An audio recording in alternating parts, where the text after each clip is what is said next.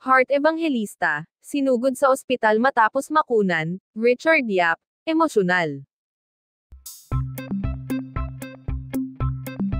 Isang malungkot at emosyonal na balita ang gumulantang sa mundo ng showbiz ngayong araw matapos kumpirmahin na nakunan si Heart Evangelista.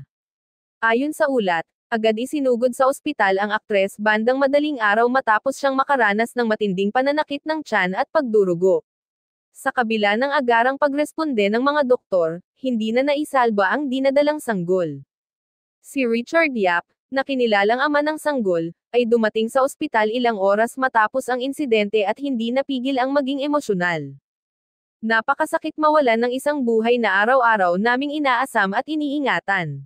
Hindi ko man maramdaman ang sakit ng pisikal na pinagdadaanan ni Heart, ramdam ko ang bigat ng emosyon sa aming dalawa, pahayag ni Richard sa isang panayam habang nagpupunas ng luha. Ayon pa sa aktor, gagawin niya ang lahat upang suportahan si Heart sa pagbangon mula sa trahedyang ito. Ayon sa mga doktor, malaki ang naging epekto ng matinding stress, emosyonal na pagod, at mga sunod-sunod na isyong kinaharap ng aktres sa pagbubuntis nito. Ilang araw bago ang insidente, iniulat din na dumanas si Heart ng anxiety at mataas na blood pressure, dahilan upang payuhan siya ng bed rest na hindi na naipatupad dahil sa mga serye ng kontrobersya.